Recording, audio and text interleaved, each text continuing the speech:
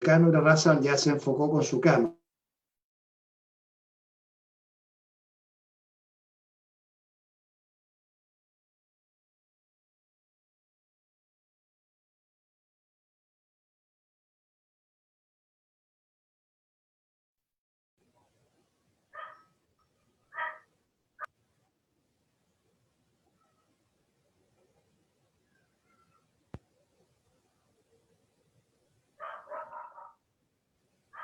Profesor Arturo Fermandoa, ¿puede activar su micrófono para probarlo, por favor? Sí, estaba saludando yo al decano Irarrázaval, que se le ve en un ambiente acogedor.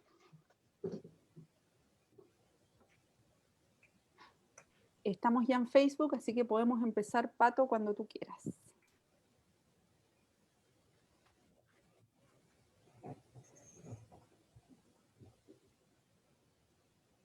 Bueno, partamos sabiendo que se va a ir sumando más gente a esta conversación. Yo, bueno, un saludo a nombre de Zoom Constitucional, a nombre de Constanza Juve, a nombre de Fernanda Farcú, de Simón Pinto, mío, por esta actividad. Hoy día vamos a conversar, no vamos a pelear, vamos a conversar.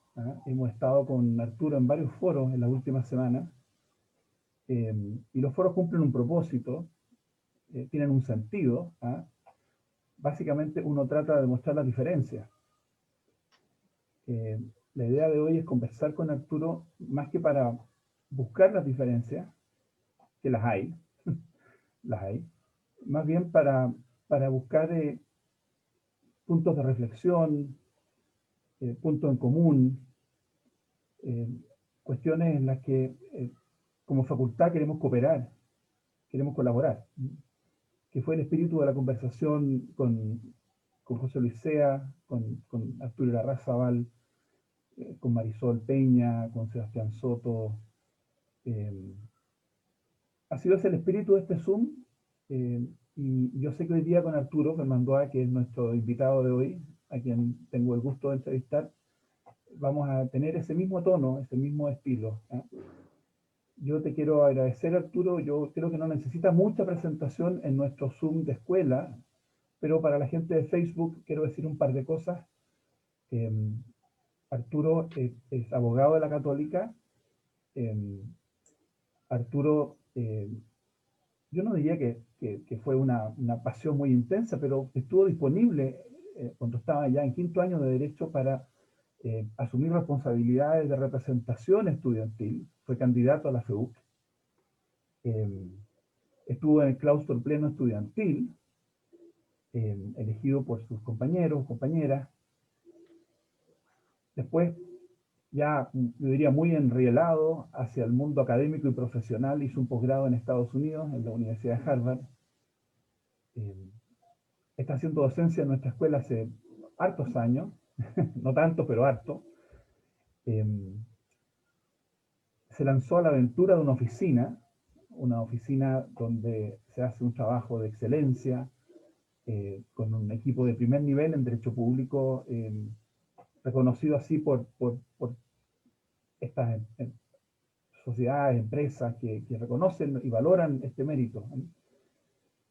Y en paralelo a eso, nunca ha dejado de tener una voz en los temas públicos, escribiendo columnas, cartas, participando en comisiones, en consejos.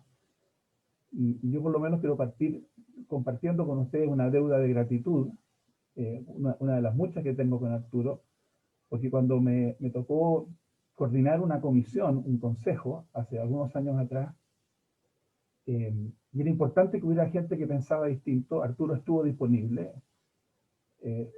Estos consejos son un cacho, uno le dedica prácticamente una media jornada durante meses, y Arturo estuvo disponible, pese a que yo sé que hubo hartas presiones para que él se retirara, porque era un tema polémico, era un tema discutible, pero Arturo tuvo la disposición de cooperar, siendo que era opositor al gobierno de la presidenta Bachelet. Es el tipo de cosas que tenemos que tratar de preservar. Que uno puede criticar a un gobierno, pero colabora cuando se puede y cuando se le pide. Entonces, esta es mi introducción a una persona que yo estimo mucho, que los profesores de esta escuela conocen, ha sido director del departamento. Así que te quiero agradecer, Arturo, que comparte esta conversación a pocos días de un muy importante plebiscito. Muchas gracias, Arturo, por estar acá. Encantado, Patricio. Al revés, es una forma de restituir cierta gratitud a ti, que en realidad en muchas etapas de la vida nos hemos ido topando y siempre has tenido desde tu propio pensamiento una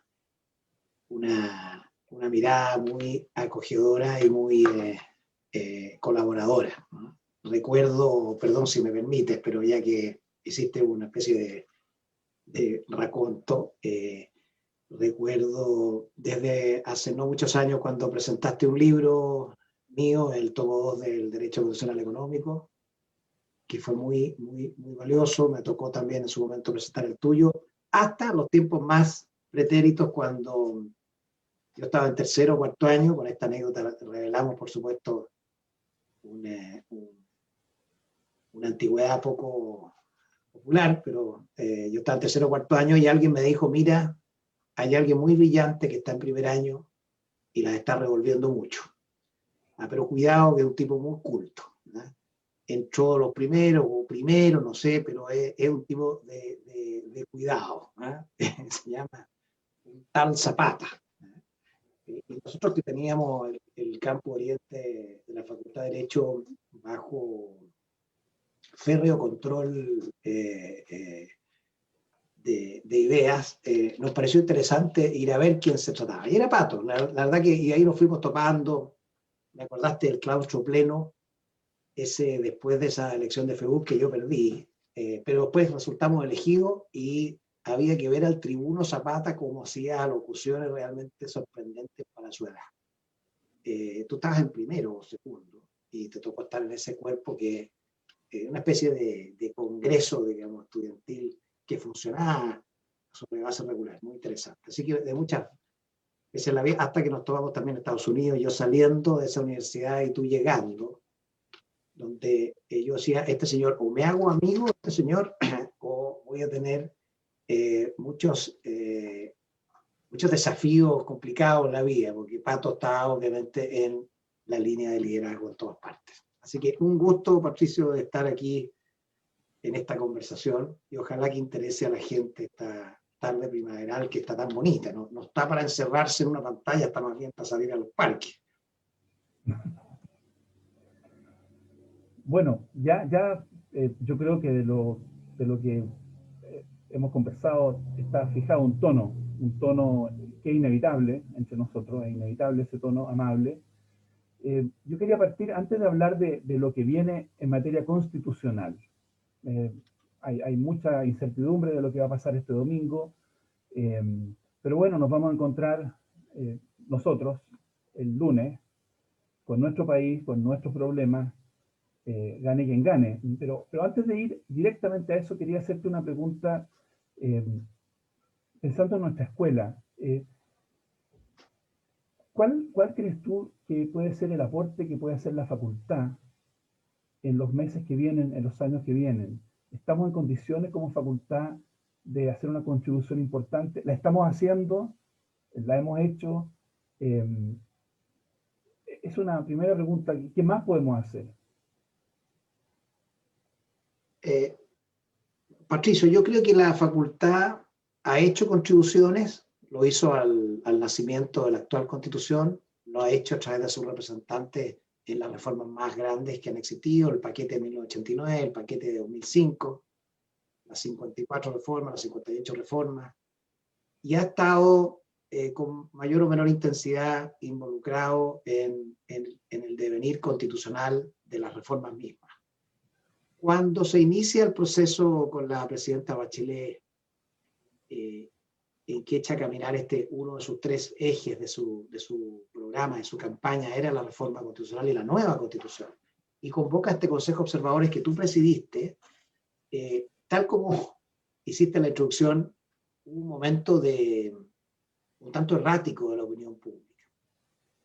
Y nuestra facultad fue parte también de esa quizá desorientación de sumarse, no sumarse, cuándo sumarse, pero creo que lo hizo. Lo hizo, por supuesto, al ritmo y con la intensidad que estaba ese proceso, que fue perdiendo cierta fuerza política. Pero no sé si te acuerdas, pero se organizaron al menos dos seminarios en la facultad, publicamos un primer libro, me tocó estar ahí bajo la dirección del departamento, que se llama Propuestas Constitucionales. El Departamento de Derecho Público UCE ante el cambio constitucional. Ahí hay muy buenos trabajos que van a servir bastante para lo que viene, sea cual que sea el camino. Y fue uno de varios contribuciones que ha hecho la facultad. Naturalmente yo veo que a nuestra facultad le ocurre lo mismo que a sectores importantes del país, que están pendientes como de esta condición suspensiva, dirían los civilistas, del plebiscito. O sea, cuando el plebiscito tenga su resultado oficializado, puede ser el llamado final instigador de una mayor contribución de la facultad, sea si aquí viene una nueva constitución o vienen reformas. Porque ya entonces inevitablemente va a ser una realidad con fechas, con plazos definidos. Y si la facultad puede o no hacer un aporte, es indispensable que lo haga. Como nos tocó ayer contar en el seminario Intersecciones, muy buena iniciativa ahí del profesor Soto. Yo creo que está muy ideologizado el debate, y que es una cosa relativamente inevitable cuando hay un plebiscito de dos opciones, de todo o nada, de blanco o negro, de cara o sello. Y ha faltado más acento en el contenido, al menos visible. Yo creo que la facultad va a tener que entrar con mucha fuerza en ofrecer contenidos, en contrastar, en vincularse con quienes van a estar en las responsabilidades legislativas en esta eventual convención o en el Congreso Constituyente que eventualmente también le corresponda. Nuestra facultad está llamada, lo tiene que hacer con más fuerza. Yo creo que hay que reconocerlo. Pero veo una generación joven que está en eso. Y estoy seguro que lo va a cumplir. Arturo, tú, en un prólogo que escribiste hace como 20 años, es increíble que empecemos a hablar en esos términos, que hablemos de 20 años o 30 años. Tú decías que identificabas dos escuelas de derecho público, por lo menos, una ligada a Jaime Guzmán, una ligada a don Alejandro Silva, a don José Luis. Tú fuiste alumno de Jaime Guzmán.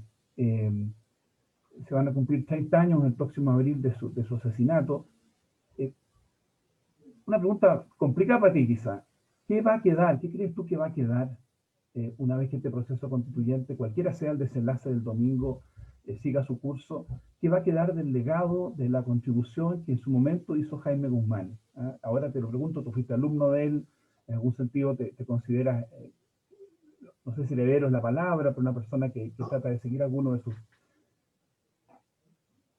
¿Qué pasa con eso? Sí, por supuesto no soy ni lejanísimamente heredero para nada, digamos, de Jaime Guzmán, a quien sí, por supuesto, le tuve muchísimo aprecio y despertó, yo diría, la inquietud por el pensamiento, por el pensar las cosas. Si me permites detenerme un poco en esto, ¿no? Dado que recordaste lo de los 30 años. En una época que la facultad tenía algunos profesores notables, pero su escuela era más bien a la europea continental. O sea, no había una pasión por la problematización de los asuntos. Y Jaime Guzmán obviamente colocaba eso en el centro de su cátedra, pensar los temas. Hacía reflexionar el objetivo, el pensamiento, el instrumento. Era un debate permanente. Por eso que adherentes y opositores disfrutaban su clase. Entonces, bueno, pero su legado está en parte en la Constitución. Recordemos que hay muchas cosas que Jaime Guzmán propuso para la Constitución que no prosperaron. No prosperaron porque se endurecieron en el percurso posterior, como tú sabes, de Consejo de Estado y especialmente Junta de Gobierno. Pero obviamente hay mucha influencia de él en la actual Constitución. ¿Qué es lo que va a quedar después de este reseteo constitucional que puede ocurrir a partir de pocas horas más? Yo creo que mucho.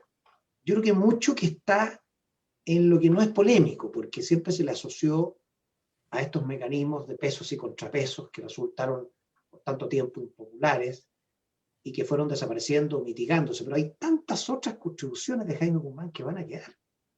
Y ahí está, no son los temas que él consideraba éticos como el derecho a la vida, sino otros muy interesantes en materia, por ejemplo, de presidencialismo. El presidencialismo él lo creía necesario para ordenar un país que estaba saliendo de una constitución que no solo hizo crisis final política, sino que terminaba con muchas décadas de dificultad para conducir gobierno. Está la impronta de Jaime Guzmán en el presidencialismo, y yo creo que como en 30 años de democracia ese presidencialismo en realidad no se ha debilitado mucho, al contrario, se ha casi fortalecido, es bien difícil que cambiemos radicalmente el sistema de gobierno. Ahí va a quedar algo de él. Va a quedar también la idea central, esta que yo creo que malamente se interpreta como un Estado abstencionista, que se olvida de las personas, que se olvida del bien común. Esta idea que bien interpretada es un Estado que permite que las personas se desarrollen, emprendan, liberen su creatividad, y el Estado está para ayudar en ese proceso y no para sustituirlo. Eso que está en el artículo 1, inciso 3, que la presidenta Bachelet, como tú sabes, lo mantuvo en su constitución, en su proyecto, en el artículo 3, sobre la autonomía de los cuerpos intermedios. Yo creo que eso va a quedar. Probablemente exista un debate muy fuerte y quizás un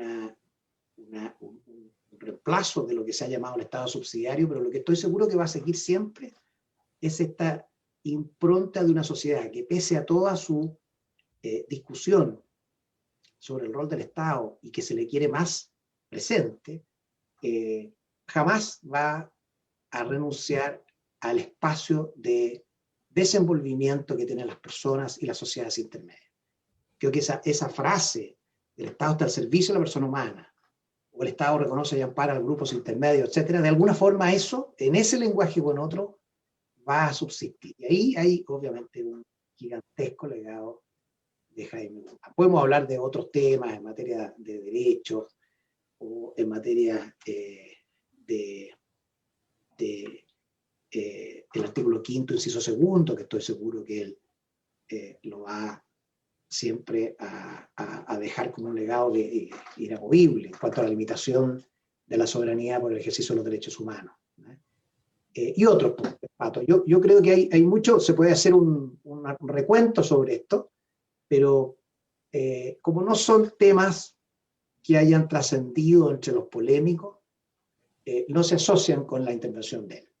Que tampoco, como dice Raúl Bertelsen en su último libro, y como lo dice muchos otros que estuvieron en su minuto, la Constitución de 1980 no la escribió Jaime Guzmán, ni lejanamente. Tuvo influencias aquí, influencias allá, inspiraciones, pero está lejos de ser el redactor de la Constitución de 1980. Eso usted como especialista lo sabe bien. Oye, antes de ir a los temas más puntuales, y hay varios que me imagino que pueden ser de alto interés para los que nos escuchan, temas como más polémicos, pero antes de eso, yo he repetido a más de alguna vez que la Constitución del 80 en su momento fue de ruptura o refundacional, pero claro, uno lee al mismo don Raúl Bertelsen, él me lo ha dicho además personalmente, discrepando, me ha dicho, no digas eso porque hay mucha continuidad. Luego está Jaime Arancibia, ¿no es cierto?, que publicó este trabajo que Mercurio distribuyó muy universalmente, tratando de mostrar los elementos de continuidad. ¿Cuánto de ruptura tuvo la Constitución del 80? Tú creo que conoces mi opinión, pero aquí lo que interesa es que tú puedas compartir. ¿Fue realmente refundacional? o fue respetuosa esa Constitución del 80 de la tradición chilena? Porque la acusación que se hace muchas veces hacia los peligros de una convención es que haya refundación. ¿Cómo responderías tú a la réplica? ¿Cómo hablan de refundación si esta Constitución en su momento fue tremendamente revolucionaria o no? No lo creo, Pato. Fíjate que estudiando, yo tengo, aquí sí que voy a revelar dramáticamente, digamos, los números del carnet de identidad, pero yo entré a clase en la primera semana en la facultad y me toca ir a mi primera clase, que era Derecho Político. Y esto ocurría 2 días o 3 días después de que la Constitución de 1980 había entrado en vigencia. Estamos en marzo del 81, y ahí está entonces revelado ya toda la verdad del tiempo. Y durante ese tiempo, era una cosa nueva, de hecho casi nadie tenía la Constitución, se vendía en unos ejemplares menores, como que no había una conciencia de que hubiera algo muy importante pasado. Pero durante la clase uno se va convenciendo y introduciendo en la lógica de que hay una refundación. Porque está con uno de los redactores, porque había un ambiente relativamente refundacional, diría yo, más bien en lo económico, en cómo tomar el toro por las astas en este país pobre. Pero después estudiando más de adulto, Pato, estudiando más en los libros, en los trabajos que uno publicaba, te das dando cuenta de que esta Constitución en realidad, en mi opinión, todo depende de cuánto valora uno una u otra cosa, pero en mi opinión en realidad tenía poco de refundación propiamente tal y tenía gigantescas porciones de continuidad.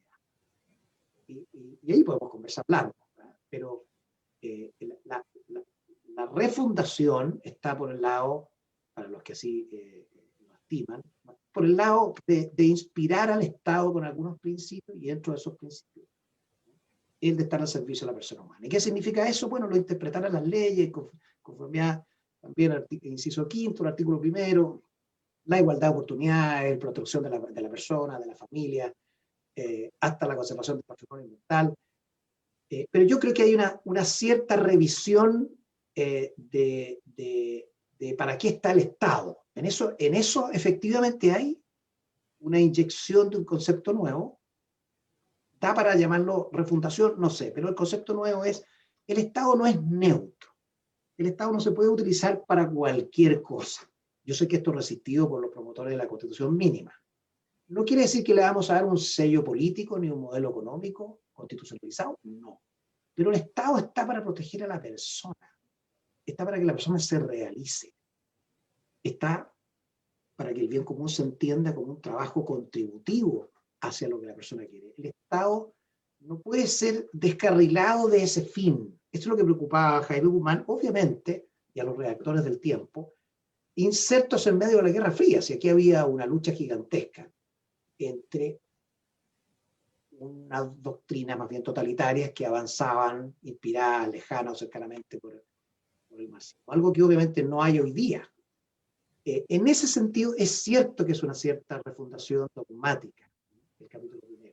Pero si uno se va a la institucionalidad y se va a la redacción desde la frase más famosa de la Constitución, como la de la soberanía, por ejemplo, el artículo 5, inciso 1, se da cuenta que no solo son de la Constitución del 25 casi enteramente, salvo el cambio popular por nacional, sino son de la del 33 y son de la del 18, del 22, y ahí Jaime Aracíba hizo un trabajo extraordinario de buceo en las normas. ¿Qué hizo sí la Constitución del 80? Corrigió algunas cosas que habían quedado obviamente en lo institucional, en lo operativo, en lo orgánico, en la sala de máquinas, habían quedado en evidencia como defectuosas.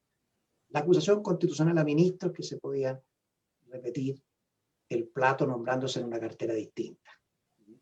El tema de los decretos de insistencia de la Contraloría. La ausencia de un recurso de protección.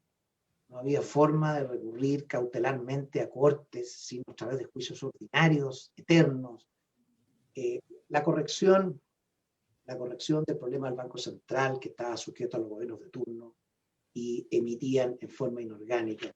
La corrección a el cumplimiento de las sentencias judiciales ahí en el artículo el 76 se hizo segundo, había que pasar por la autoridad administrativa, todo ese conflicto entre el presidente Salvador Allende y la Corte Suprema con Enrique Urrutia, y el principio de imperio que hoy día existe ahí, temas orgánicos que fueron siendo resueltos en un marco central que yo creo que es continuidad. Por ejemplo, si uno se va a las grandes listas de la Constitución, el artículo 32 sobre las facultades especiales del presidente de la República, o el artículo 63 hoy día sobre materias de ley, gran parte son herencia de la Constitución del 25. Si uno se va a las definiciones más técnicas de jurisdicción, por ejemplo, el capítulo 6 del Poder Judicial, o se va a los temas propios de instituciones como la Contraloría, también hay mucho de continuidad. Con un, como se diría hoy día, un repensamiento de que falló, pero continuando. Por eso las discusiones que había en la academia, no sé si te acuerdas, Patricio, los autores que han venido disputándose si este fue un poder constituyente originario o derivado, el ejercido en la Constitución de 1978. Y hay ciertas dudas. Algunos estiman que es derivado precisamente porque más bien hay una continuidad de la Constitución del 25. En fin. Yo le quiero recordar a los participantes, tenemos más de 100 personas en Facebook, además de las personas que nos están viendo en el Zoom de la escuela, que pueden hacernos llegar preguntas, las pueden hacer a través del chat, y las vamos a empezar a responder en algunos minutos más. No te voy a preguntar, Arturo, cómo vas a votar el domingo, digamos, pero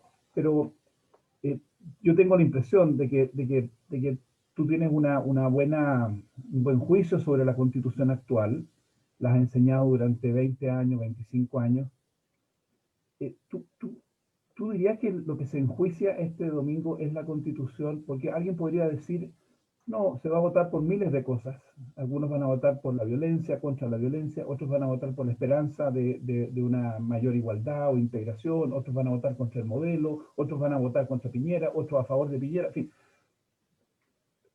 Pero ¿hay algún sentido en el cual la Constitución está en entredicho? Porque ¿tú crees que alguna de la gente que va a votar, por ejemplo, apruebo, lo hace porque tiene un juicio negativo sobre la Constitución, más allá que la gente no la conozca de memoria ni la conozca en resumen?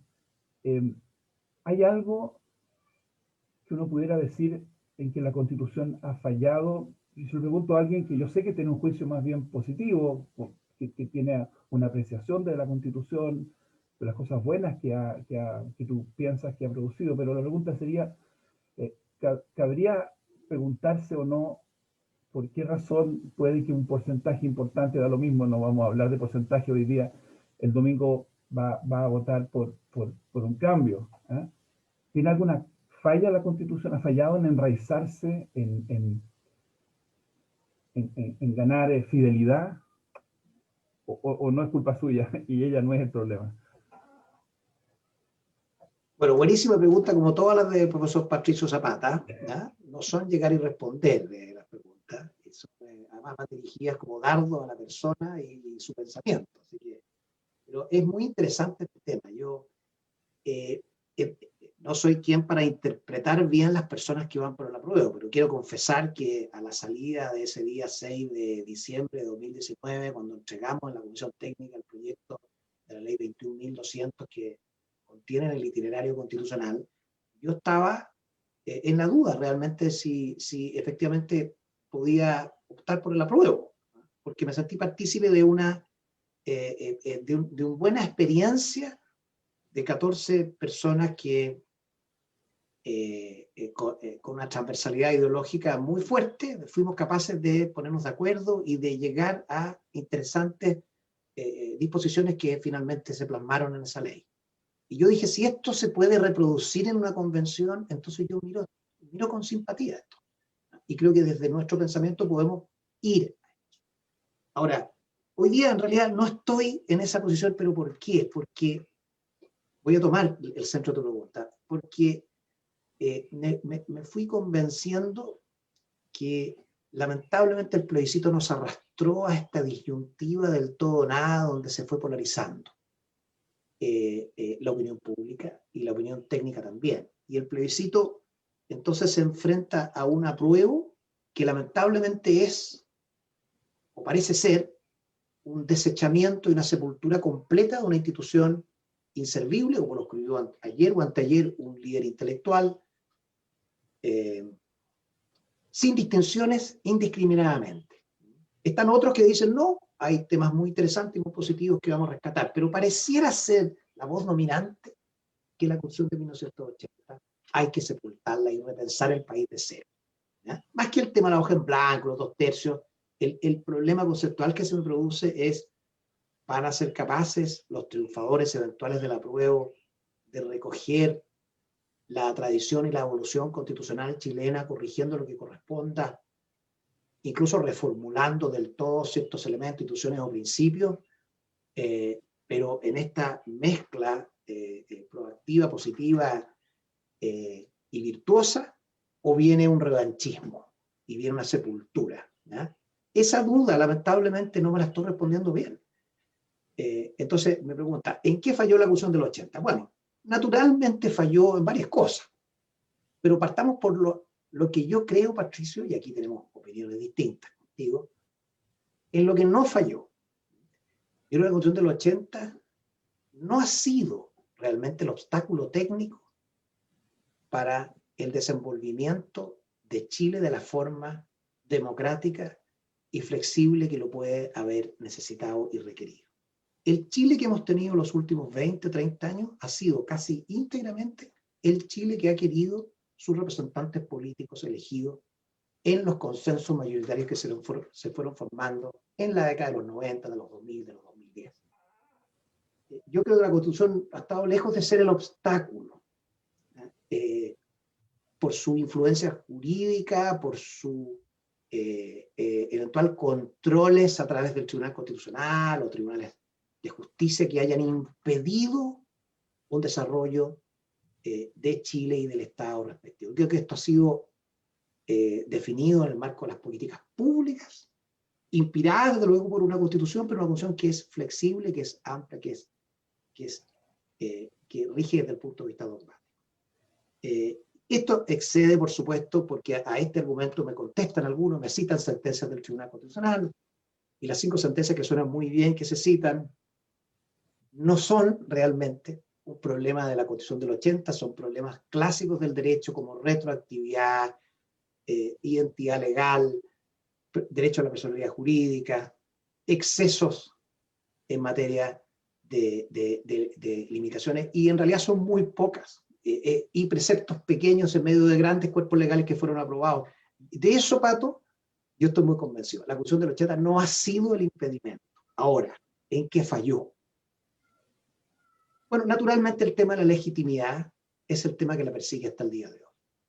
El tema de la legitimidad, las nuevas generaciones que quieren probablemente interpretarse y vincularse mejor con una carta discutida en democracia como tú lo propones hace tantos años en tu libro, La Casa de Todos. Yo creo que ese es el gran tema.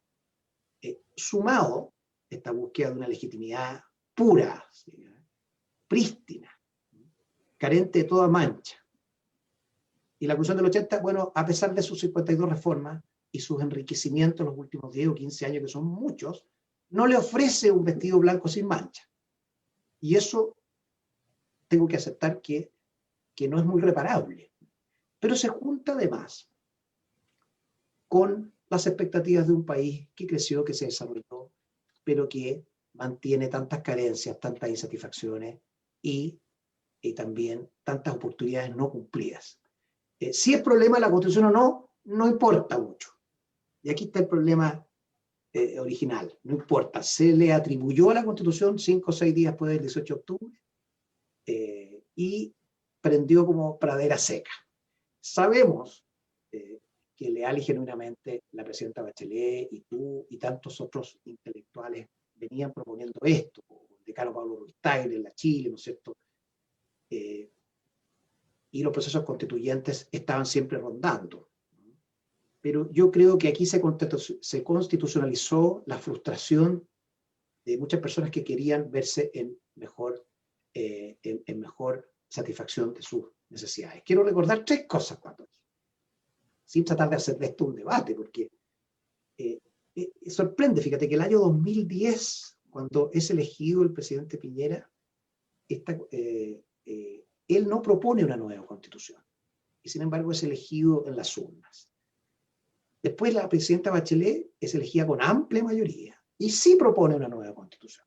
Y ahí estuviste tú, y estuvieron los encuentros locales autoconvocados, y estuvo una cosa muy interesante que se reconoció incluso internacionalmente. Pero fue cayendo, fue perdiendo fuerza política, y es elegido nuevamente el presidente Piñera, que no propone una nueva constitución.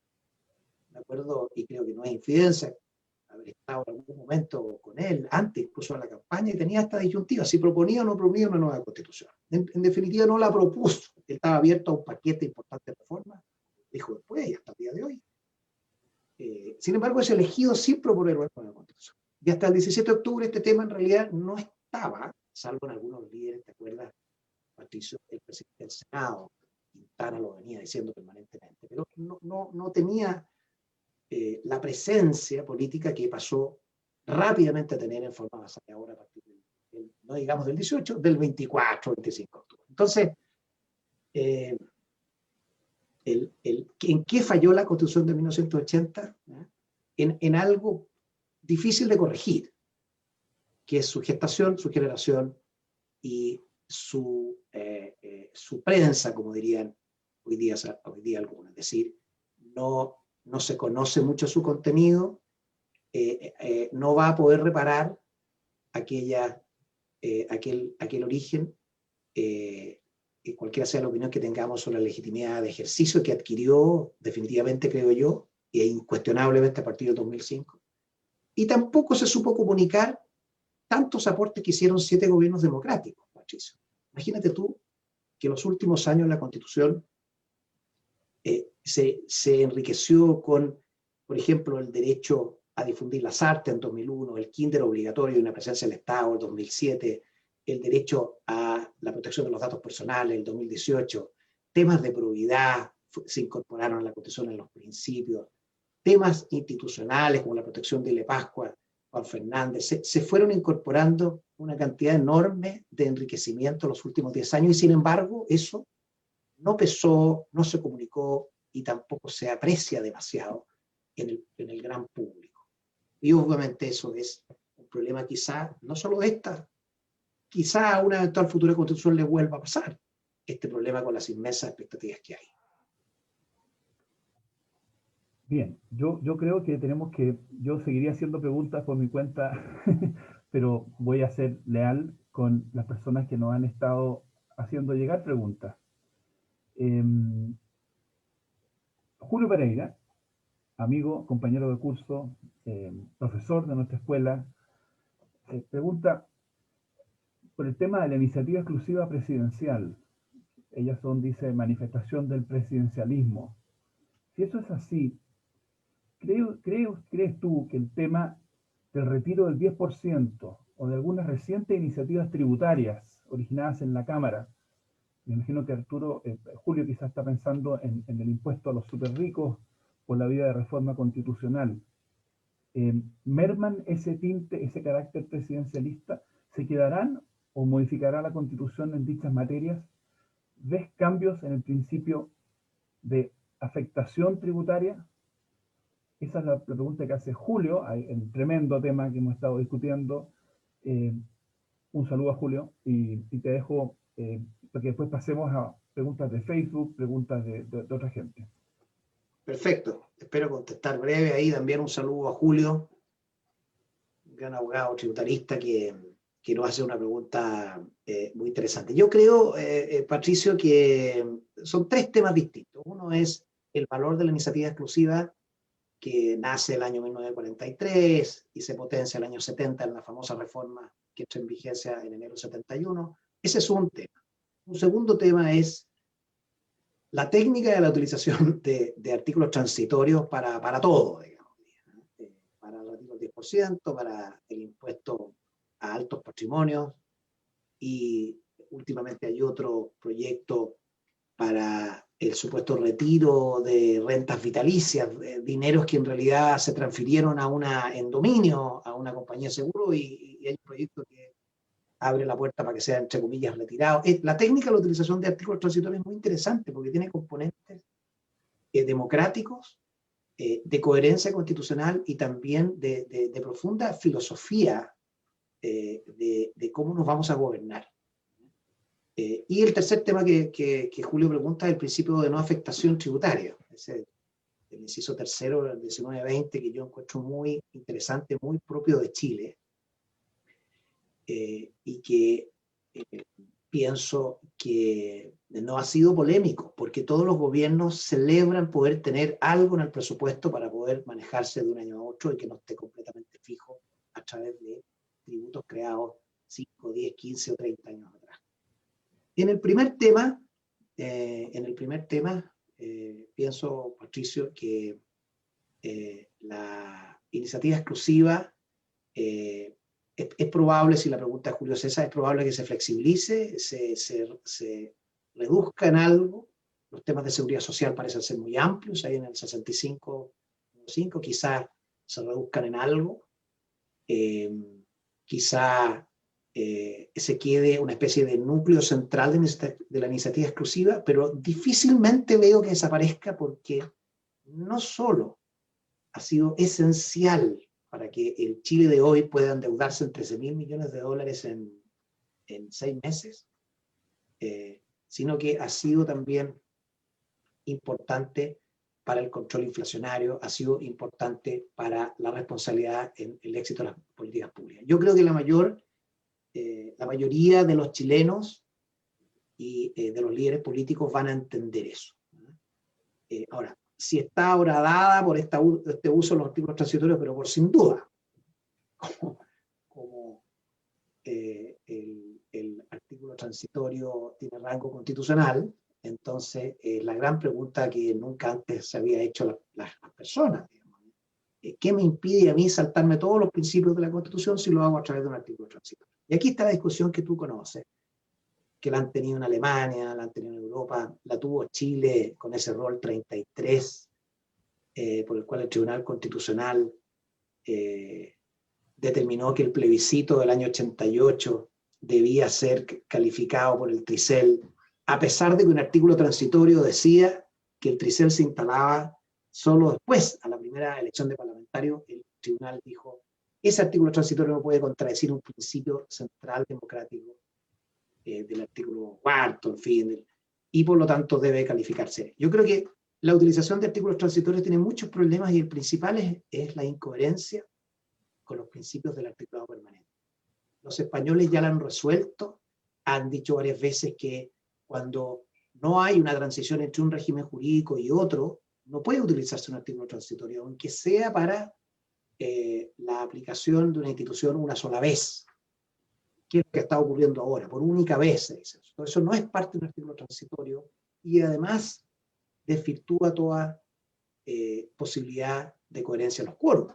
Piensa tú, Patricio, que si se pudiera admitir ampliamente la utilización de artículos transitorios, tú podrías aprobar disparates con un quórum de 3/5 y no el de 2/3 que pide la Constitución. Por ejemplo, una censura temporal, una afectación al medio ambiente temporal, sin modificación del artículo 19.12, 2/3, ni el 8 con 2/3. Podrías hacer brutalidades, podrías mutar facultades de un tribunal o de un órgano al otro, simplemente cambiándolo de capítulo vía artículos transitorios. Se pueden hacer muchas insensateces. Y yo, que se haya hecho para el 10%, será juzgado por la historia jurídica, económica, pero pienso que está llevando y va a llevar a una mayor reflexión. Sobre el punto de la no afectación, a Julio le puedo contestar que me parece así en aulas que no produce polémica. Acuérdese, Julio, que la ley de presupuesto está permanentemente siendo presionada a través de las glosas y ahí se meten muchas cosas, tipo afectación. Así que ojalá que subsista. Perfecto. Bueno, de nuevo el saludo a Julio. Paso a leer. Hay preguntas bien. Tengo que elegir. Y espero que no me critiquen porque sobre derecho de propiedad, desde Facebook, Iván Yancabure dice, ante una eventual nueva constitución, ¿está en riesgo el derecho de propiedad tal como actualmente lo conocemos? Tomás Sutherland, voy a juntar dos preguntas, son distintas, pero las voy a juntar. Pregunta por el tema de la legitimidad de origen, si es un argumento para cambiar la constitución o no. Algo lo dijiste tú al pasar. Arturo Tortello, alumno en la facultad, dice, es sobre el reglamento de la convención. ¿Cuáles serían los elementos claves, en tu opinión, Arturo, sobre ese reglamento? Propiedad, legitimidad de origen, aunque creo que quizás eso ya lo tocaste, ¿ah? Y reglamento de la convención. Esto lo uno, lo voy a unir al tiro, y perdón si te saturo, Arturo, pero Cristian Herrera dice que valora el espíritu de algunas personas de oposición, pero dice, no ves riesgo, dice, y te lo pregunta a ti, de que hay una izquierda dura influida por algunos intelectuales que pareciera haber en este proceso una revancha contra un modelo que aborrecen y que no tienen mayor disposición a alcanzar consensos. Es más, han declarado abiertamente que donde no haya 2/3 simplemente deberá acudirse después a la ley común, con lo cual la nueva constitución terminaría siendo minimalista y de esa forma una serie de temas fundamentales terminarían siendo relegados a las mayorías ocasionales en el Congreso. Si ese sector logra o influye en otros en la convención y así obtiene un poder de voto equivalente a 1/3, entonces ese riesgo cobraría real relevancia. Gracias a Cristian, gracias a Daniel, la pregunta de la propiedad, Iván, y gracias a Tomás y Arturo. Espero no haberte No. enredado. Vamos a intentar, el problema es el tiempo y la paciencia de los asistentes. Por preguntas estamos encantados, especialmente que aprovecho de saludar a muchos profesores que aparentemente están escuchando, junto con Arturo Raza, Julio Pereira, Mario Correa, Sandra Ponce León, realmente un gusto conversar con ustedes, Alejandro Valle y tantos alumnos, Arturo Tortello, alumno y ayudante nuestro, qué buena tu pregunta, y las demás fantásticas preguntas. En derecho de propiedad, Patricio, lo he hablado yo con Fernando Astria, así en pasillo. ¿Eh? Lo dijo la otra vez también en televisión, sí, va a haber derecho de propiedad. Es como preguntarle, digamos, a la fuente más autorizada para eventualmente decapitar el derecho de propiedad.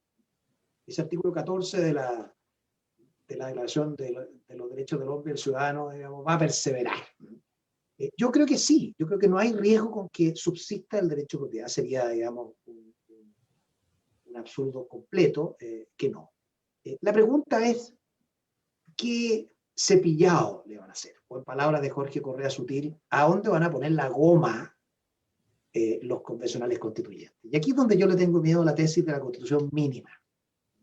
Y esto es una opinión, valga la redundancia, opinable, porque a mí no me cabe duda que va a quedar así aproximadamente. Vamos a tener una discusión si función social, los que han dicho a mi juicio injustificadamente que no sirve para limitar el derecho de propiedad, yo opino totalmente lo contrario, y que quieren ir a la alemana, artículo 14.1, bien común, limitaciones más intensas. Vamos a tener esa discusión quizás, pero va a subsistir el derecho, sus atributos y sus limitaciones. ¿Dónde creo que pueden estar las discusiones que yo de alguna forma temo? Son en el Estatuto de la Expropiación, incisos 3 en adelante, y en los incisos de la propiedad minera, y obviamente en el 11º, que es el inciso de las aguas. Yo aquí me extiendo un poco para contestar lo que aspiro, lo que confío. Los incisos de las garantías del Estatuto Expropiatorio son una lección dolorosa y sangrante de la Constitución del 25 y sus reformas del 67 y 70. el pago al contado, la toma de posesión material posterior al pago, los tribunales ordinarios fijando la indemnización y no el propio Estado.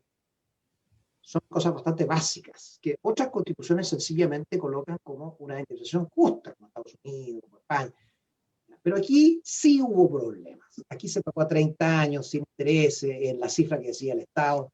Entonces, la duda que tengo yo es si las nuevas generaciones que legítimamente están más lejos, cronológica y efectivamente, de los problemas que detonaron esos incisos, van a apreciar lo suficiente como para mantenerlos. Alguien me dirá, oye, si esto no va a volver nunca a pasar. Ojalá. Pero hemos tenido un año de pandemia donde han pasado también muchas cosas. Yo creo que son sanos, no han producido problemas, no son polémicos, el Estado expropia cuando quiere, paga lo que corresponde. En la propiedad minera hay 4 o 5 garantías, Patricio, que son vitales para la credibilidad, digamos, de las certezas jurídicas en materia, en un área donde se requiere mucha confianza para atraer esos capitales gigantescos que han permitido el desarrollo minero de Chile. Esas 4 garantías, si se tocan o se eliminan, obviamente vamos a tener un problema grave.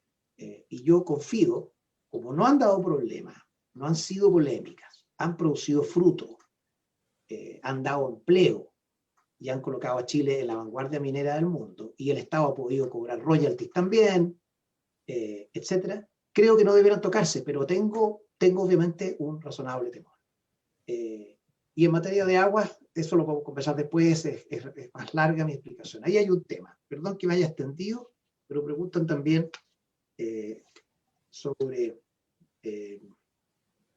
preguntó también sobre la legitimidad de origen, ya algo conversamos sobre eso. El reglamento de la izquierda dura, ahí está la pregunta de Arturo Tortelo y también de otro asistente. Obviamente que este es el corazón de lo que viene. Y les cuento 2 cosas. Así como la participación, junto con el profesor Sebastián Soto, el profesor José Francisco García y otros profesionales en la comisión técnica, fue una excelente experiencia para mí. Y darme cuenta que se podía llegar a un acuerdo con personas que estaban nombradas, por ejemplo, por esta rótulo que dice la pregunta, la izquierda dura. Habían partidos del Frente Amplio, por ejemplo, que nombraron a sus representantes jóvenes que venían con un idealismo fuerte y con una convicción, pero con ellos fue posible llegar al acuerdo de la cláusula de límites, del órgano resolutor de controversia al interior de la convención, del plazo perentorio y disolución de pleno derecho si es que no se cumplía, varias cosas que le dieron estabilidad al proceso. Yo creo que se puede llegar a acuerdo. Pero obviamente el tema técnico de los 2 tercios está en el centro de este problema. El tema de los 2 tercios no se pudo resolver en la comisión técnica, se cerraron filas en este tema, y creo que si no se aplica la integralidad de la Constitución, podemos evidentemente desembocar en lo que sugiere la pregunta última, es decir, que se vaya desconstitucionalizando la Constitución. El profesor Sebastián Soto ha expuesto sus ideas sobre que este es un procedimiento circular, tú conoces bien el debate, pero lo cierto es que esto va a estar en manos de la Convención. Algunos sostienen que esto se va a resolver rápido y sabiamente, sería fantástico, y otros tememos que se demore bastante ese reglamento.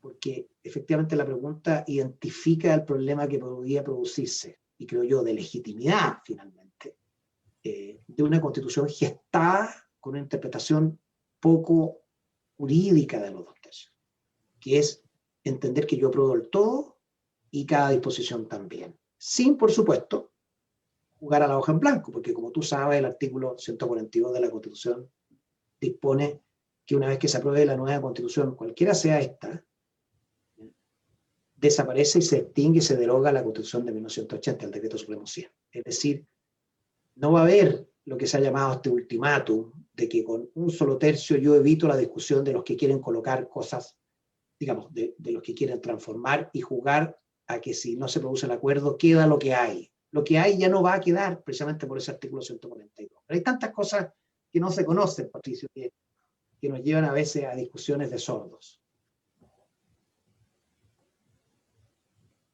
vamos a seguir.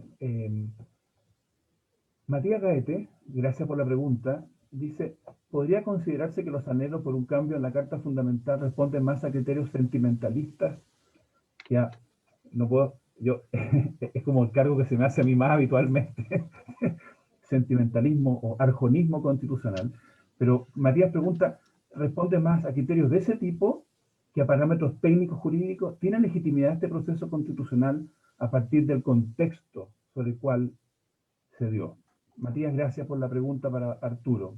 Y Sandra Ponce de León, también un saludo para todos siempre, ¿eh? No estoy discriminando, pero aquí hay una pregunta de Sandra. Arturo, si gana el rechazo y se comienza a formular un proceso de reforma a la actual Constitución, ¿qué piensa de la necesidad de tener una norma constitucional que incorpore el deber de las personas de contribuir al gasto público, como tiene la Constitución española? Y por otra parte, establecer un control más efectivo de ese gasto, o basta con la regulación legal para esas materias. Entonces, Matías, si esto tiene mucho de político, sentimental, Sí. romántico, o hay cuestiones técnico-jurídicas, en tu opinión. Y Sandra pregunta dice, en caso de ganar el rechazo, si podría ser esta una idea a incorporar en la Constitución. Perfecto, gracias por las dos preguntas. Ya habíamos conversado algo de lo primero, Pato. Esto es obviamente una interpretación muy personal que uno tiene. Yo sé que mi respuesta puede ser una ofensa para muchos que ven en los impedimentos supuestamente jurídicos de la Constitución la razón para ir a una nueva Constitución. Yo discrepo completamente de esa interpretación. Creo que la Constitución no ha sido un impedimento en sus preceptos. No hay murallas o barreras que hayan impedido las mutaciones razonables que Chile busca en sus distintas reformas. Chile ha aprobado, por ejemplo, 5 reformas tributarias. Nunca ha sido declarado un precepto de una reforma tributaria inconstitucional. Reformas laborales, hay 3 grandes reformas laborales, solo una en algunos preceptos en relación a los grupos negociadores fue el 2016 declarada inconstitucional. Tengo esa opinión. Muchos que discrepan de esto, que creen que sí que está ejerciendo una influencia Patricio es uno, y me cita los requerimientos que sí pueden haber producido, digamos, este distanciamiento. Pero yo creo que ambos vamos a coincidir, Pato, que aquí hay un tema, como lo dijo la persona que pregunta, y tú lo autorrotulaste, hay una cosa de sentimiento, hay un tema, hay un arjonismo también, o sea, hay una búsqueda, esto del nuevo pacto, del refrescamiento. Hablaba con un senador de centro derecha hace poco, y él explicaba esta interpretación que a cada 40 años las sociedades se van dando grandes pactos nuevos. Y después del IRCAI entonces vinieron las revoluciones de 1951 y 59, después vino la guerra civil, 40 años después se instala el presidencialismo nuevo el año 25, después vienen las crisis de los 60 y 70, y ahora entonces toca una gran discusión nueva que tiene mucho también, tomándome eso, de sentimental. Es una interpretación que yo comparto en buena medida. La pregunta de la Sandra, que es muy interesante, profesora Ponce León. Yo mismo me lo pregunté siempre, ¿por qué el 1920 con la igualdad de los tributos no tiene un principio de contribución al gasto? En realidad se asume que el legislador puede imponer tributos. No cambiaría, creo, demasiado las cosas. Está asumido que el legislador y el Estado pueden imponer la obligación de contribuir a gastos, pero le daría un cierto orden a ese numeral, o bien colocándolo en alguna lista de cargas públicas. Creo que puede agregar sistematicidad. Ahora, ¿es necesario o no? Creo que no. Creo que no está asumido que el ciudadano debe contribuir a las cargas y a los gastos públicos. La pregunta es cómo entendemos la igualdad, cómo entendemos la legalidad, cómo entendemos la no afectación en esas contribuciones, especialmente cuando no son en dinero. Y esa es la preocupación que yo he tenido en algunas publicaciones. Cuando la contribución no es en dinero, ¿estamos dispuestos a respetar la igualdad ante las cargas públicas? o vamos a aprovecharnos de que como no es un tributo, entonces al que le toca mal parado se la tiene que asumir la mochila respectiva? Esa es la pregunta que más me complica a mí del futuro de ese tipo de prestaciones. Gracias. Tenemos más de 50, casi 200 personas en Facebook, además del grupo que nos está acompañando en Zoom nuestro. Está claro que esta es una entrevista, ¿no es cierto? Pero por si alguna de esas personas pudiera sentir que el profesor Fernando ha sido tan elocuente que en este debate el señor Zapata se quedó callado y no tuvo que responder. Yo simplemente entonces reitero, esta es una entrevista porque lo que nos interesa como Zoom de la facultad es escuchar un desarrollo de un punto de vista. ¿Eh? Y a veces pasa, no sé si te ha pasado, Arturo, que cuando uno entra en lógica de debate, a mí me pasó el sábado, recién, creo que mantuve mi calma en todos los debates a los que fui durante meses, pero debo confesar que este sábado no me volví loco ni me puse a hacer tonteras, porque creo que soy bien calmado, pero yo sentí cuando terminó el foro el sábado que había estado más tenso y con menos disposición a escuchar, porque eso nos pasa, ¿no es cierto? Eso nos pasa cuando nos ponemos en modo debate. La idea hoy día era que realmente tuviéramos la oportunidad de escuchar y yo por lo menos estoy muy contento de lo que te he escuchado, en lo que estoy de acuerdo y en lo que no estoy de acuerdo. ¿Ah? Mauro Valdés, un poco más joven que nosotros, Mauro, le pregunta a Arturo lo siguiente, dice, Fernando Atria, según el nuevo medio ex ante del día de hoy, pide que para el litio y el cobre se diga que, comillas, su contenido económico es propiedad del pueblo chileno y deben explotarse en beneficio de este. El Estado debería poder explotarlos o darlos en concesión, pero en condiciones que reconozcan que el valor económico de esos bienes es del pueblo. Pregunta, dice, ¿lo habías escuchado en esta línea? ¿Qué punto crees tú que estaría haciendo alguien como Fernando, que es una persona bien influyente, ¿no es cierto?, al hacer esta semi-propuesta? Gracias, Mauro. Y nos queda poco tiempo. Bruno Caprile, por Facebook, dice que para ambos profesores la pregunta, yo Bruno, te aprovecho a recordar, la idea de hoy día, escuchemos al profesor Mondoa, gracias por saber mi opinión, pero la pregunta que hace Bruno es, se ha discutido menos de la segunda papeleta, pregunta Bruno. En ese sentido, ¿cuáles identifican ustedes como las ventajas e inconvenientes técnicos de la Convención Constituyente o de la Comisión Mixta? Gracias, Mauro, gracias, Bruno. Nos quedan unos pocos minutos. Adelante, Arturo. Muchas gracias. Le contesto a Mauro Valdés y le aprovecho de mandar un gran saludo. Me parece un disparate esa propuesta de nuestro distinguido profesor de la otra universidad, como decía el decano de la raza, y siempre nos reíamos mucho, sin desmerecer, por supuesto, su aporte al debate del profesor Atria. Pero me parece disparate porque aquí hay dos. Primero, el litio no es concesible. O sea, ya el litio no está en juego aquí. El litio, el Estado lo explota a través de contratos especiales de explotación, los CEOL, etc. O concesión administrativa. O sea, el Estado hoy día hace lo que quiere con el litio. Primer tema.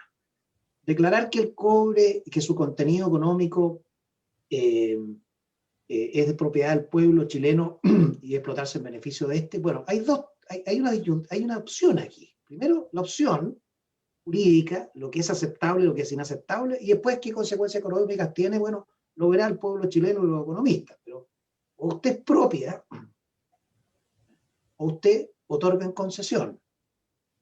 Lo que sospecho que se puede estar pensando es, con una disposición constitucional, cierto planteamiento extremo, ¿ya?, evitarse la expropiación.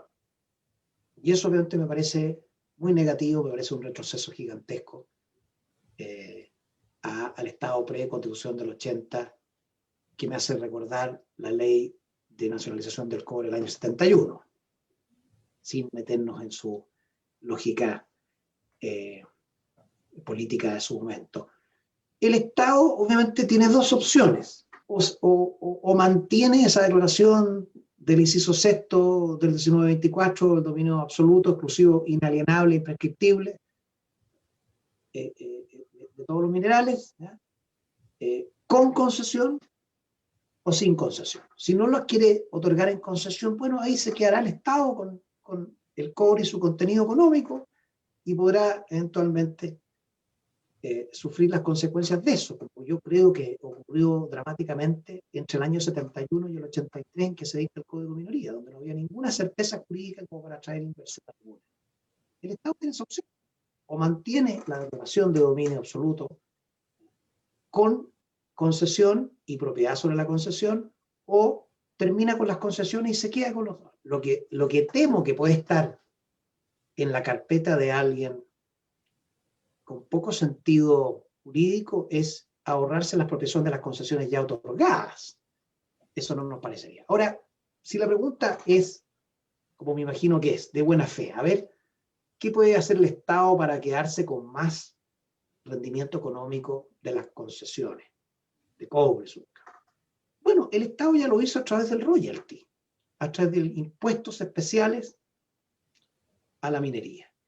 ¿Qué nos parece el royalty? En realidad yo, Patricio, tengo una opinión neutra con esto, dependiendo de cómo se aplica. Si el royalty se aplica, ¿ya?, infringiendo los contratos de inversión extranjera con invariabilidad tributaria, cuando el Estado le garantizó a un inversionista, antes de traer decenas de miles de millones de dólares en inversiones cuyos retornos de 20, 30, 40 años, y le infringe esa promesa a través de un royalty, no me parece expropiatorio, me parece que Chile pierde toda seriedad en Estado de Derecho. Ahora, si el Estado lo hace como lo hizo con el último royalty, incentivando una renuncia a la invariabilidad tributaria, aunque sea aparentemente con ciertos anuncios subterráneos de qué ocurriría con aquel que no renuncia, bueno, ya al menos en la formalidad es distinto. Pero la posibilidad de imponer tributos a la explotación minera de Chile está arriba de la mesa, ¿no? Hay que cuidar dos cosas. Hay que cuidar la certeza jurídica, no alterar las reglas del juego que han sido explícitamente colocadas, sea en contrato de inversión extranjera o sea en marcos regulatorios estables. Y lo segundo, también hay que tener cuidado con una discriminación tributaria por sectores de actividad. O sea, que algunos sectores tengan unos tributos especiales y otros no. Naturalmente la minería, desde que está esa declaración del dominio estatal, hay un espacio mayor del Estado para intervenir vía tributos. Pero también, entonces, no estoy invitando a nadie a que lo haga, estoy haciendo el ejercicio lógico, ¿no? Pero las especies hidrobiológicas del mar, por ejemplo, que son bien nacional de uso público, también podría decir, bueno, impongamos un tributo especial a la explotación de la pesca. Alguien me podría decir, bueno, ¿y qué tal con los bosques, que son naturaleza? Entonces empezamos con problemas de áreas que están sometidas a intensos tributos y otros no.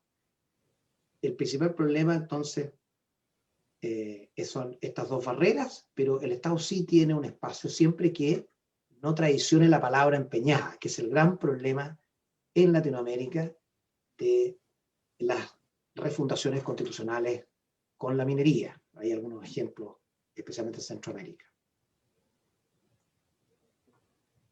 Estamos acercándonos al tiempo. Yo voy a leer un par de preguntas.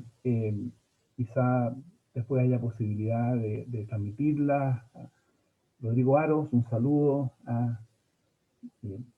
muy afectuoso. Dice, a propósito del litio, dice, el decreto ley 2886 determina la reserva estatal del litio, pero existe por el Servicio de Impuestos Internos una decisión de considerar al litio anterior a dicha normativa como concesible, por ende afecta al impuesto específico a la actividad minera. ¿Consideras que dicha interpretación es vulneratoria al principio de legalidad tributaria?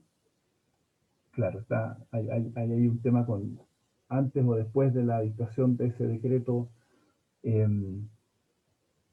Y también le mando un saludo de nuevo a Cristian Herrera, a David Saavedra, bueno, ya muchos más.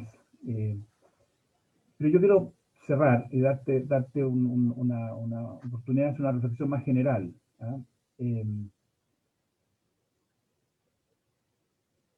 No sé si es correcto lo que voy a hacer, pero uno podría decir que estamos un poco divididos en cuanto a los niveles de esperanza optimista y realismo más escéptico, cauteloso. Fíjate, no usé la palabra pesimismo para no caricaturizar, ¿ah? Y tampoco usé la de idealista utópico, que serían maneras No, pero a veces da la impresión que tenemos a un grupo de personas que están muy preocupadas y ven señales muy negativas en el ambiente, y miran entonces el futuro próximo eh, con, con, con temor plausible de que las cosas van a ir peor o pueden ir peor. Y hay otro sector del país que me imagino que estamos conscientes de que hay problemas muy serios, pero queremos pensar que hay un margen importante para que se hagan bien las cosas. Tú te has referido a los dos puntos. Tú te referiste a experiencias positivas en que ha habido cooperación con gente que piensa distinto, y te has referido a algunos momentos del debate legislativo del último semestre que apuntan en otra dirección. Te lo pongo difícil. Si tuvieras que sumar y restar, ¿estás con más esperanza o estás con más temor a 3 días de una votación súper importante para nuestro país? ¿Y por qué? Me la pusiste difícil, Pato, como siempre, ¿ya? No ha habido ni una pregunta cuyo origen haya sido Patricio que venga fácil, ¿ya? Pero, ¿qué te puedo decir? Mira, yo creo que el ciudadano chileno, el ciudadano normal, medio, el ciudadano instruido normalmente, es una persona prudente, es una persona sensata. Y ahí entronco con algo de lo tuyo en tus libros, ¿no? Cuando tú decías en el 2016 que ibas a reuniones y veías en los ojos de la gente la esperanza de un camino constitucional que iba a ser bueno para sus vidas. Yo veo eso, algo de eso, fíjate, ¿eh? Y yo me sorprendo porque cuando estuvimos en el Consejo de Conservadores, tú eras presidente, y me acuerdo, yo te dije, Pato, mira, quiero cumplir, hacer la pega, voy a ir al Consejo Regional de la Araucanía. Y estuve un fin de semana en ese Consejo Regional. Y vi, claro, fue bien interesante, fue mucha gente, y vi un cuerpo, entre comillas, deliberante o electoral, prudente, sencillo, bastante desinformado de la Constitución, pero una persona en la cual perfectamente se puede confiar. No es que otros sean poco dignos de confianza, sino estoy hablando en términos de si va a resultar un buen producto o hay que correr y arrancarse con este proceso que viene, ¿ya? Yo vi eso ahí, vi la experiencia positiva que te digo en la comisión técnica, y se mezclan los sentimientos con esta polarización y yo te diría una ansiedad de ciertos promotores del proceso que demonizan como un todo nuestra evolución constitucional, nuestro pasado, nuestra historia como país, y les cuesta muchísimo rescatar cualquier cosa de la Constitución. Aún al recurso de protección o la segunda vuelta o el reconocimiento de los tratados internacionales los miran con recelo. Ese segundo sentimiento, lamentablemente creo que empezó a tomar un cuerpo mayor del que yo pensaba. Y por tanto los sentimientos están bastante encontrados. Yo tengo confianza si es que ese chileno o chilena logra llegar arriba. Y explicado que les sea la realidad de las cosas, sé que puede optar por temas y por caminos razonables. Pero si los liderazgos algo agudizados, demonizantes, que he visto, se siguen imponiendo, haciendo hundir con el desconocimiento de la gran mayoría de la ciudadanía, de lo que tiene una constitución, haciendo cundir una sensación de revanchismo, de refundación, de descarte de todo lo que hemos avanzado, obviamente no me gusta. Lo vamos a ver después del plebiscito, Patricio. Lo vamos a ver después del plebiscito. Tú me haces apostar, yo creo que puede ser, en cualquiera de las dos opciones, debiera tener más chance el camino a la sensatez. Me preocupa muchísimo los 2 años de incerteza, muchísimo. Era necesario técnicamente, y aquí tenemos una diferencia contigo, yo creo que no, pero obviamente si desequilibra el problema de la legitimidad de origen, que se une con la búsqueda de resolver estas insatisfacciones que se acumulan en muchas personas, entonces ese camino se hace necesario. Y por último quiero decirte, Patricio, con algo así más general, si me permites, algo te diría, hablando ya desde la más profunda de las intimidades, a personas que nos tocó vivir en un país tan distinto, ¿no? Y ahí te meto a ti, lamentablemente, la misma generación, en un país tan distinto, con divisiones políticas por un lado, pero también un país muchísimo más precario, más pobre, menos desarrollado, menos preparado para asistir, un país donde había que realmente rasguñarse. ¿Qué me pasa? Que creo que hay ciertas palabras y valores que han ido desapareciendo del panorama, de la escena pública. Y palabras que junto con las otras de integración, inclusión, solidaridad, etcétera, tienen que convivir, pero son palabras que están desaparecidas del lenguaje y que sin las cuales un pueblo no puede progresar. Y esas son trabajo, esfuerzo, ahorro, disciplina, servicio, solidaridad bien entendida, solidaridad no como codicia, solidaridad como una virtud, y no como necesito que me provean, que me den, porque el resto y el Estado se tienen que sacrificar por mí. Si ese cambio cultural no ocurre, de convivir estas dos formas de mirar, creo que nuestra Constitución no va a salir con los incentivos correctos para que Chile se siga desarrollando.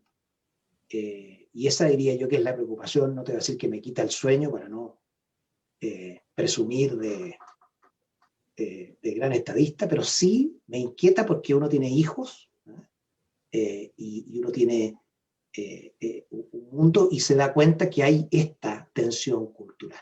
Yo le tengo mucha admiración y respeto a las nuevas generaciones. Y los alumnos nuevos no te puedo explicar lo que son de interesantes, de desafiantes, de brillantes, de estudiosos y de preparados. Pero estas palabras que te nombré, que son altamente impopulares, son vitales para que cualquiera sea el futuro constitucional de Chile, este país se siga desarrollando. Me parece difícil encontrar un cierre más invitante y convocante a reflexionar de un profesor. Todavía joven Arturo, todavía muy joven. Bueno, yo quiero agradecer, Arturo, de verdad, es 1 hora y media, pero más que el tiempo, el espíritu, tu disposición. Yo creo que si nos escucharan hoy día personas que no conocen lo que somos como universidad, pensarían que somos extraterrestres. ¿Cómo no se agarraron de las mechas? ¿Ah? ¿Cómo no se...? Entonces yo quiero pensar que hemos estado haciendo carne un espíritu, ¿ah? Que va a ser más necesario que nunca en las próximas jornadas. Va a ser súper necesario. Yo te quiero agradecer que tú contribuyas a ese espíritu desde tu punto de vista. El próximo Zoom va a ser después del plebiscito. ahí podemos conversar con una perspectiva diferente a la de hoy. Así que no sé si quieres despedirte, Arturo. Yo me despido y te agradezco de nuevo, y le agradezco a todas y a todos que nos están acompañando hoy día. Al contrario, Patricio, muchas gracias a ti. Ha sido realmente un momento muy grato. Un momento que me sigo preguntando por qué me invitaste. Yo no creo ser digno de una entrevista especial, sí, de foros en que a uno le dan, pero realmente sumamente interesante, no como cliché, sino sumamente interesante enfrentar a tus preguntas bien hechas a pocas horas del plebiscito, y poder hablar con tanto profesor querido que está acá y contestar las preguntas de los alumnos. Un gran momento. La facultad ha sido y va a seguir siendo, y creo que más todavía con las nuevas generaciones, una voz presente en el debate constituyente que viene. Y eso me deja muy contento para cuando uno decida retirarse, sea joven o no tan joven, estimado Patricio. Bueno, muchas gracias y buenas tardes, y que nos vaya bien a todas y a todos. Un saludo a todos, muchas gracias. Muy buenas tardes.